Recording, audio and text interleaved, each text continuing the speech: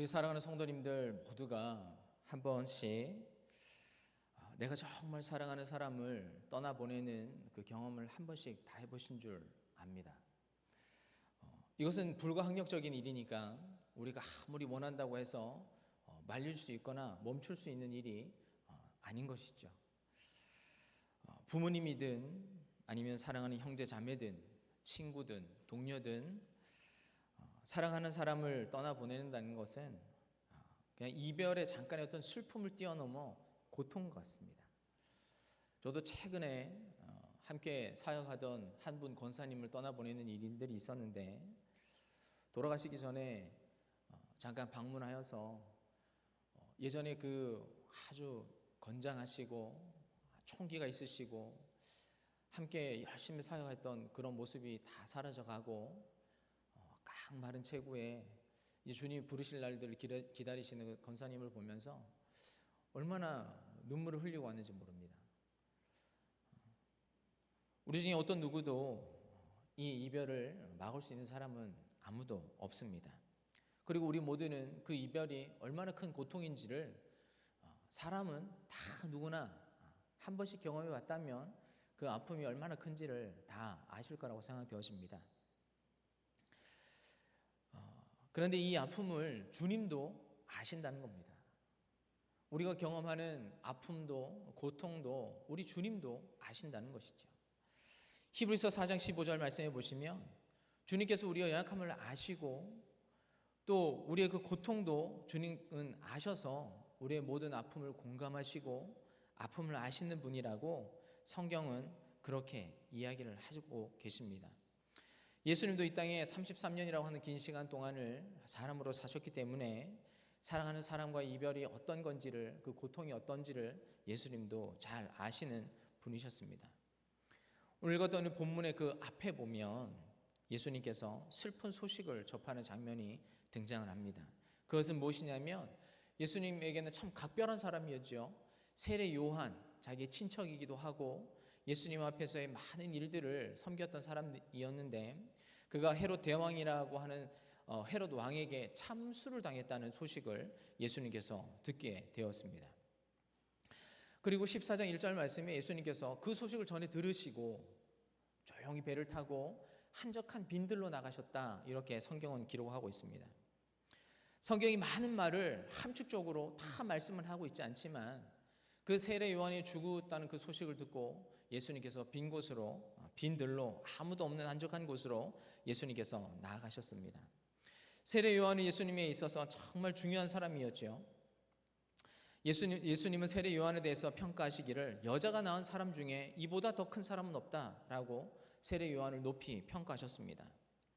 예수님께서 가야 할 길을 먼저 가서 예수님께서 밟아올 모든 길들을 준비하고 예배했던 사람이기도 하였고, 예수님께서 본격적으로 하나님 나라의 복음을 선포하시기 전에 세례 요한으로부터 세례를 받고 예수님께서 하나님 나라의 천국 복음을 선포하기 시작하였으니 모든 중요한 일들에 있어서 세례 요한은 예수님과 함께하였고 예수님께는 각별한 사람이었습니다. 그러니 그 소식을 전해 듣고 빈들로 조용히 나가서 세례 요한을 애도하고 정말 찢어지는 듯한 그 마음과 아픔과 통증을 가지고 예수님께서 아무도 없는 한적한 곳에 홀로 나가셨을 것이라고 짐작해 볼 수 있는 것이지요. 그리고 세례 요한이 걸었던 이 길을 나도 이제 걸어야 된다라고 하는 그 마음, 무거운 마음을 가지고 예수님께서 홀로 조용히 시간을 보내시기 위해서 빈들로 나아가셨습니다. 그런데 예수님께서 세례 요한을 애도할 시간도 없이 예수님을 따라서 수많은 사람들이 예수님께 몰려들었습니다. 이 거울 저 거울에 있는 수많은 사람들이 예수님을 보기 위해서 걸어서 예수님을 찾아다니며 예수님께로 나왔다라고 성경의 본문에 그렇게 14절 말씀에 기록되어져 있습니다. 14절 말씀에 보시면 이렇게 기록되어져 있죠. 예수께서 들으시고 배를 타고 떠나사 따로 빈들에 가시니 무리가 듣고 여러 고을로부터 걸어서 따라간지라. 예수께서 나오사 큰 무리를 보시고 불쌍히 여기사 그 중에 있는 병자를 고쳐 주시니라. 아멘. 예수님께서 자신의 이 슬픔을 애도할 또 그 슬픈 마음을 다스릴 틈도 없이 예수님께로 수많은 사람들이 몰려왔습니다. 성경이 이렇게 표현하고 있죠. 예수님께서 그 많은 무리를 보시자 불쌍히 여기셨다. 여러분, 그 많은 사람들이 다 예수님께로 나오자 예수님은 그들을 불쌍히 여기시고 그 안에 있는 병자들을 치료해 주셨다. 그리고 하나님 나라의 다른 복음서에는 하나님의 나라의 말씀도 가르쳐 주시고 그리고 병자들도 고쳐 주셨다. 이렇게 기록되어져 있습니다. 왜 이 많은 무리들이 예수님께 나왔을까? 라고 하면 목자가 없기 때문입니다. 아무도 이들을 돌볼 수 있는 목자가 없는 것이죠. 21절 말씀해 보시면 이 오병이어의 기적이 일어나는 이 들판에 있었던 사람이 여자와 어린이를 빼고서 5천 명 정도가 되었다. 이렇게 기록을 하고 있고, 우리가 미루어 짐작해 보건대 지금처럼 아이들을 제한적으로 낳는 때가 아니다 보니 아이들도 수히 많았을 것이고 여인들도 참 많았을 것이라고 생각되어집니다. 그래서 못해도 2만 명 정도는 되었다라고 학자들도 이야기하는데 그보다 더 많은 숫자도 우리가 짐작해 볼 수 있는 것이죠. 여러분, 그 숫자가 어느 정도냐면 우리 상암동 인구 주민등록상으로 기록되어져 있는 이 상암동에 살고 있는 사람이 약 한 29,900명 정도가 되어집니다. 그러면 요 상암동 사는 사람들만큼은 아니겠지만 그래도 엄청나게 많은 숫자가 예수님께로 몰려 나오는 것이죠.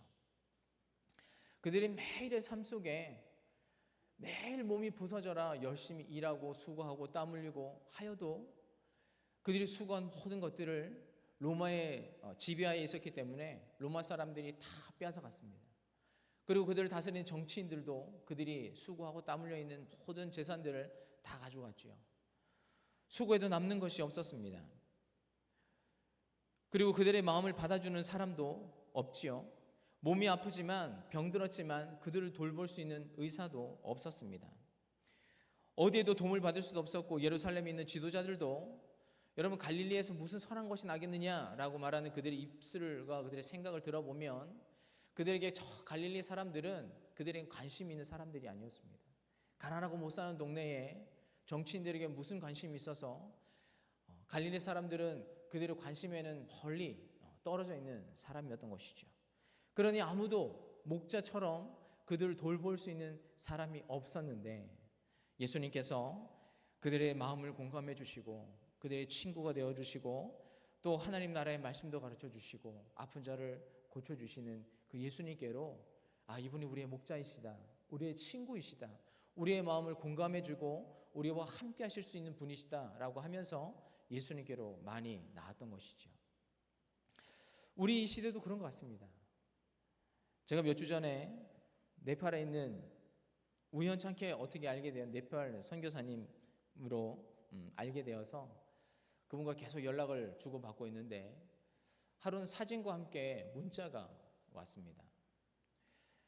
다 타버린 건물과 사람 외에는 아무것도 없습니다 라고 하면서 그 카트만두 있는 그 시내의 그 사진들을 보내주셨는데 저도 거기를 가봤지만 여기가 이렇게 변했다고 할 정도로 모든 시청 그다음에 나라가 세운 그 건물들이 다 불타고 사람들이 마치 폭동을 하는 것 같은 그런 사진들을 여러 장 보내면서 함께 기도해 주십시오라는 거였습니다. 그 이유는 간단했습니다. 지도자들이 부패였죠.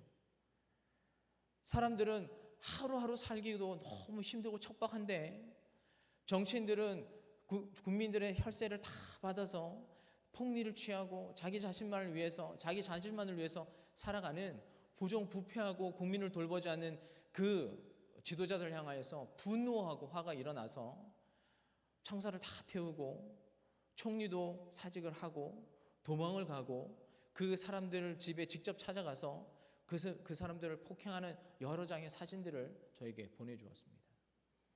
여러분, 이 시대를 살아가고 있는 우리들도 진정한 목자를 만날 수 있을까? 우리의 마음을 공감해주고 우리의 아픔을 달래주는 그런 정말 우리를 따뜻하게 보듬어 줄 수 있는 지도자를 만날 수 있을까? 오늘도 생각해 보게 되는 것이지요. 근데 사랑하는 성도님들, 예수님 우리에게 그런 분이라는 것입니다. 오늘 우리의 마음을 털어놓을 수 있는 분이시고 우리의 마음을 거절하지 아니하시고 우리가 하나님께로 나아가면 우리를 만나주시는, 우리를 품어주시고 우리를 공감해 주시고 우리의 아픔을 보듬어 주시는 분이 예수 그리스도라고 하는 분이라는 것입니다. 그래서 우리가 예수님 앞으로 나아가야 하는 것이죠. 우리를 불쌍히 여기시는 예수님, 우리를 기억하시는 예수님. 여러분, 우리 예수님은 우리에 있는 그 무엇을 원하시는 분이 아니십니다.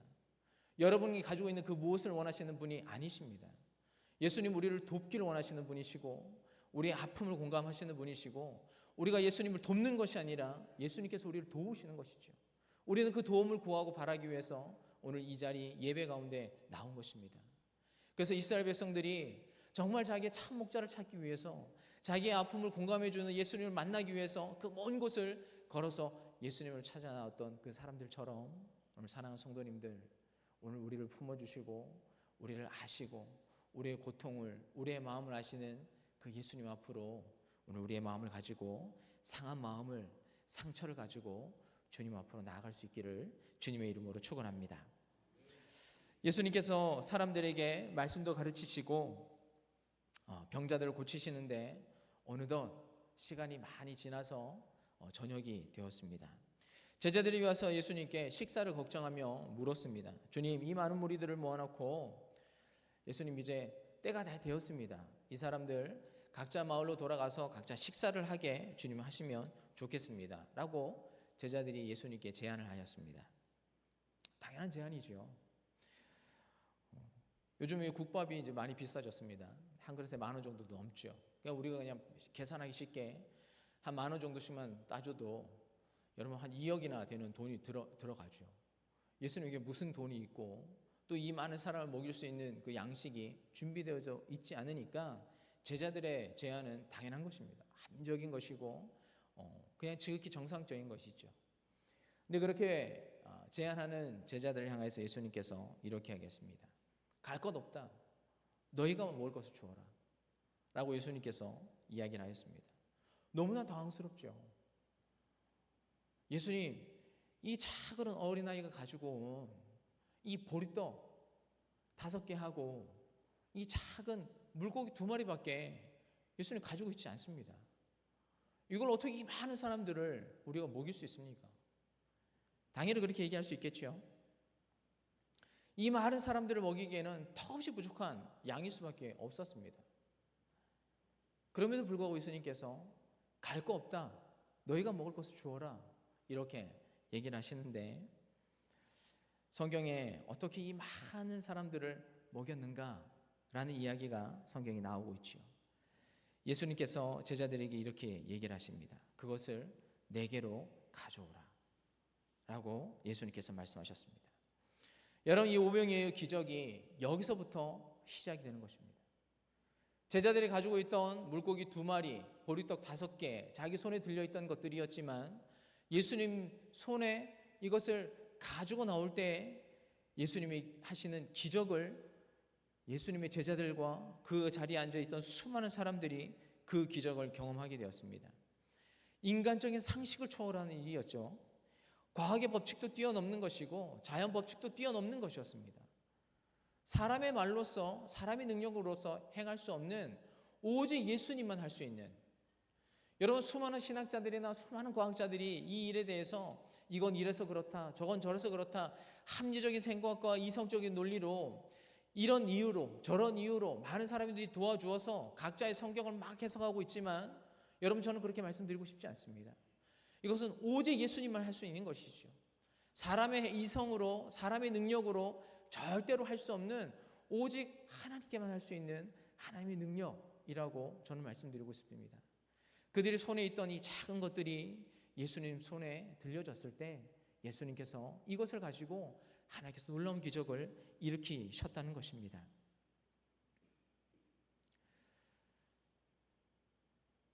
오늘 이 말씀이 오늘 이 시대의 사람들에게만 하시는 말씀은 아니라고 생각합니다. 예수님께서 제자들에게 갈 거 없다, 너희가 먹을 것을 주라 라고 하시면서 제자들에게 말씀하셨습니다. 먹을 것을 주어야 하는 사람이 세상이 아니라 너희들이어야 한다 라고 예수님께서 제자들을 강조하면서 이야기를 하는 것이죠. 불가능한 일인 것을 알고 있지만 예수님께서 제자들에게 너희가 해야 된다, 이렇게 말씀을 하고 계시는 것입니다. 여러분, 이 너희가 먹을 것을 주어라 라고 하시는 이 말씀은 이때 시대의 제자들에게만 하는 말씀은 아니라고 생각합니다. 오늘 이 시대에 주님께서 부르신 교회, 주님께서 세우신 하나님의 사람들에게도 저는 하는 말씀이라고 생각되어집니다. 여러분, 물고기 2개, 보리떡 5개밖에 없습니다. 예수님께서 만약에 이것을 가지고 우리가 예수님께 질문할 때 너희가 먹을 것을 주어라 라고 여러분들에게 만약에 말씀한다고 하신다면 여러분은 어떤 대답을 주님께 여러분 하시겠습니까? 하나님께서 여러분들에게 너희가 먹을 것을 주어라 라고 만약에 말씀하신다고 하면 나는 어떻게 이 하나님의 말씀 앞에 반응을 할까 한번 생각해 봐야 되는 것이죠. 제자들이 했던 말은 정답은 아닙니다. 주님, 물고기 2마리, 보리떡 5개 밖에도 저는 없습니다. 여러분이 예수님께서 이 대답을 우리들에게 기대하는 것은 아니죠. 오늘 다시 한번 예수님께서 하시는 말씀을 우리는 상기해야 될 필요가 있다고 생각합니다. 예수님께서 제자들에게 그것을 내게로 가져오라 하던 그 말씀을 우리는 다시 한번 그 예수님의 말씀에 집중해야 될 필요가 있다고 생각되어집니다. 여러분, 중요한 것은 우리 안에 크고 작은 어떤 것이 가지고 있는 그것이 중요한 것이 아니라 내 손에 어떤 크고 많은 것을 가지고 문제를 해결하는 것이 아니라 이것을 주님께 가지고 나갈 마음이 있냐는 것입니다. 예수님께서 갈 거 없다, 너희가 이것을 주어라라고 할 때 제자들 손에 작은 것이 들려 있었는데 오늘 주님이 동일하게 갈 거 없다, 너희가 이것을 주어라라고 얘기할 때 하나님, 우리 손에 들려있는 뭔가 작은 것이 하나라도 들려있는데 이것을 드릴 마음이 있냐는 것이죠. 내 손 안에 들려있는 이 작은 것 뭐 하나라도 아니면 큰 것 뭐 하나라도 내가 주님 앞에 이것을 가지고 나올 수 있는 마음이 있냐는 것입니다. 예수님께서 사람들이 어떻게 헌금하는지를 궁금해하셔서 헌금 앞에서 사람들이 헌금하는 것을 지켜보고 계셨습니다. 부자가 지나갔는데 많은 돈을 헌금함에 넣었습니다. 많은 헌금을 내니까 보란듯이 아주 그 헌금을 넣었겠죠. 그런데 한 과부가 헌금함에 돈을 넣는데 성경은 2렙돈이라고 하는 표현을 쓰고 있습니다. 여러분, 하루의 품삯을 우리가 10만 원이라고 계산했을 때 이 2렙돈은 1,500원 정도의 가치를 가지고 있는 것입니다. 이 과부가 자기가 드릴 수 있는 것이 1,500원 밖에 없어서 많은 사람들이 100만 원, 200만 원, 1,000만 원 헌금할 때 그 과부는 주님 앞에 하나님, 드릴 것이 1,500원 밖에 없습니다 라고 그 헌금을 넣었는데 예수님의 대답을 잘 알고 계시죠. 그 어떤 누구보다 가장 많은 헌금을 했다라고 예수님께서 그 여인의 헌금에 대해서 말씀하셨습니다. 중요한 것은 액수가 아니라는 것이죠. 내 손에 들고 있는 이것을 하나님께 드릴 마음이 있느냐, 내가 가지고 있는 모든 것을 하나님 앞에 드릴 수 있는 준비가 되어 있느냐, 그것이 무엇이든지 간에 주님 앞에 가지고 나오면 주님께서 그것을 가지고 주님이 필요하신 대로 사용하신다는 것입니다. 어떻게 사용할지는 주님께서 결정하시는 것이죠. 어떻게 그것을 어떤 곳에 사용하실지는 주님께서 결정하시는 것입니다. 우리가 하는 것이 아니라 하나님께서 하시는 것이고 하나님께서 결정하시는 것입니다. 우리가 교회를 생각하고 영혼을 생각하는 그 열심보다 주님의 그 열심에 우리의 열심을 비교할 수가 없습니다. 주님의 열심은 우리의 열심을 훨씬 초월해서 뛰어넘는 열심을 가지고 계시는 것이죠.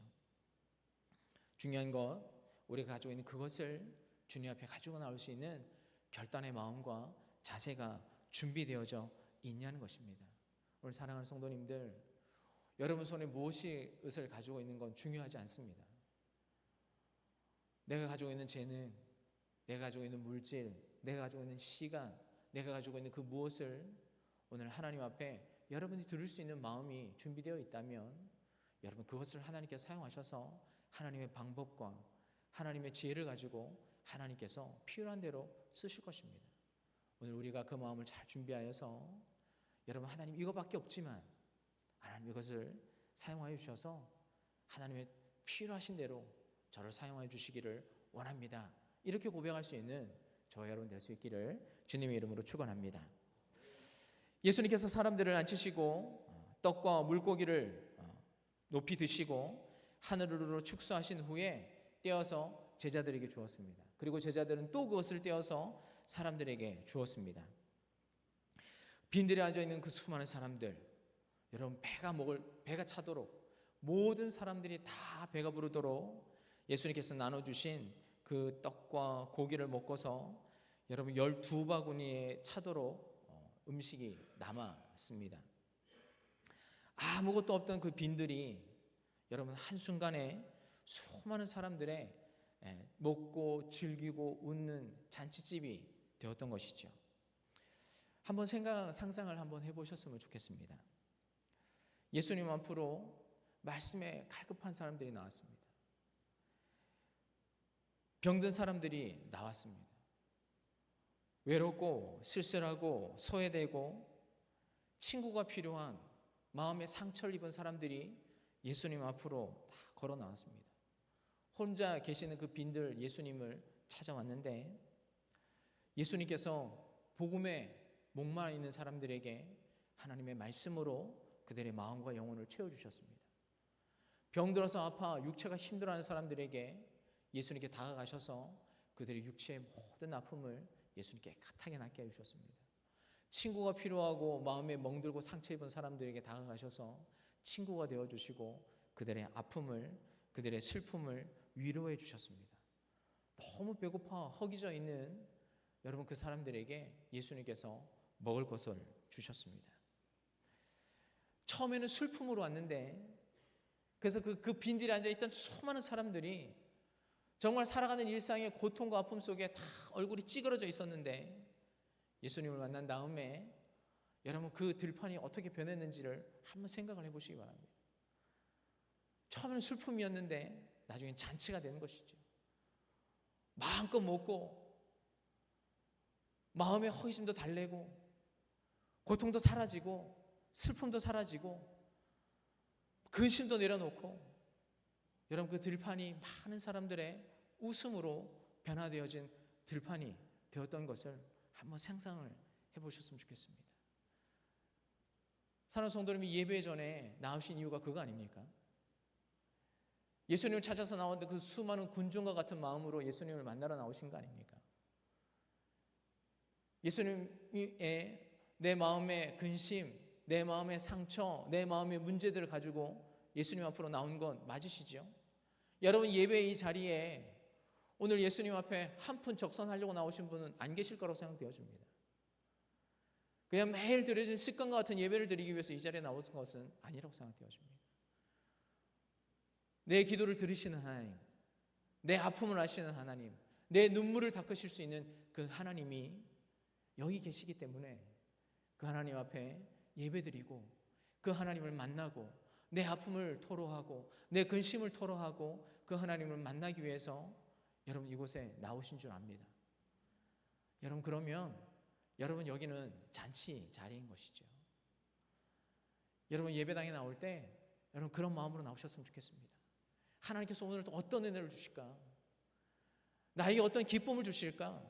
내 마음에 가지고 있는 이 마음과 근심의 이 사람들에게 말하지 못하는 이 근심을 하나님께서 어떻게 위로하실까? 그런 기대감을 가지고 오늘 예배당에 나오신다고 하면 여러분 이곳은 여러분 잔치 자리인 것입니다. 축제의 자리인 것이죠. 여러분의 근심이 변해서 기쁨이 되는 자리인 것이죠. 여러분 우리의 예배가 그런 예배가 되는 줄 믿습니다. 근심을 가지고 나왔는데 더 근심을 가지고 돌아가는 시간이 된다고 한다면 여러분 예배가 무슨 의미가 있겠습니까? 마음이 상하고 아팠는데 이곳에 나와서 하나님의 말씀이 여러분의 마음을 위로하고 성령님께서 여러분들을 위로하고 여러분의 고통을 위로한다고 한다면 여러분 이 자리는 빈들과 같지만 여러분 축제의 자리가 될 수 있는 것입니다. 오늘 우리 예배가 그런 예배가 축제 예배가 되었으면 좋겠습니다. 여러분 사복음서에 각 책이 가지고 있는 고유한 기적이면 기적, 예수님의 가르침이면 가르침, 각 복음서가 가지고 있는 말씀들이 있습니다. 그런데 이 오병이어의 기적은 이 사복음서 모두에게 등장하는 오직 유일한 예수님의 표적입니다.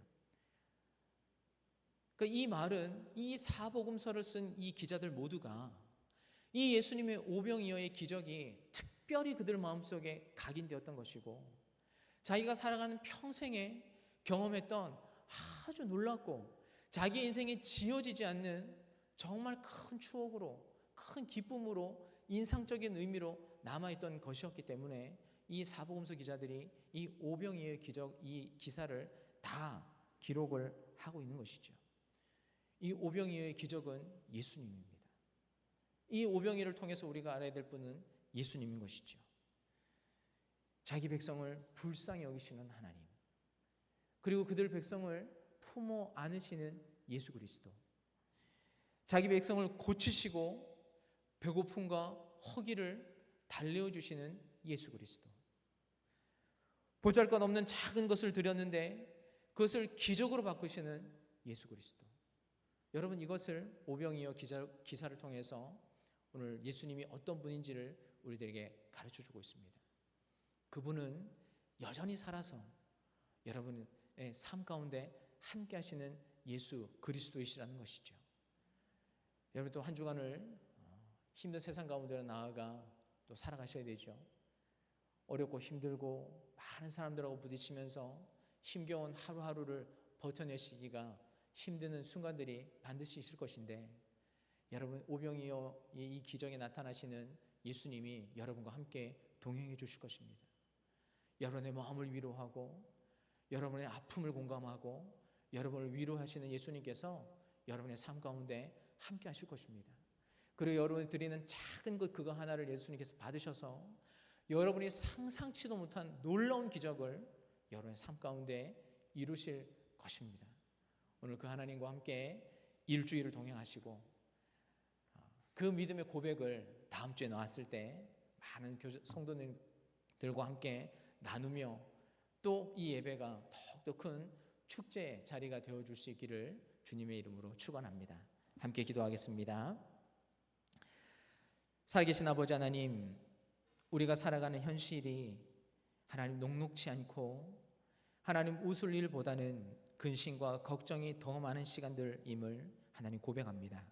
그러나 하나님 주님의 품 안에 있는 모든 순간은 세상의 근심도 잊을 수 있고 우리의 마음을 공감해 주시는 예수님이 계시고 그 슬픔을 변하여 기쁨과 희락으로 만드시는 예수님을 우리는 매일 만나 하나님 슬픔 가운데 살아가지 않게 하시고 근심 가운데 살아가지 않게 하여 주시고 예수님과 함께 동행하는 삶을 삶으로 내 삶이 기쁨 가운데 충만할 수 있도록 하여 주시옵시고 소망 가운데 충만할 수 있도록 도와주시옵시고 늘 은혜 가운데 살아가는 하나님 기쁨의 시간만 되게 하여 주시옵소서. 불쌍한 우리들을 찾아오셔서 우리의 삶을 위로하시고 함께 하시는 그 하나님의 위로가 사랑하는 모든 성도님들의 삶 가운데 함께 하실 줄 믿으며 예수 그리스도의 이름으로 기도하였습니다. 아멘.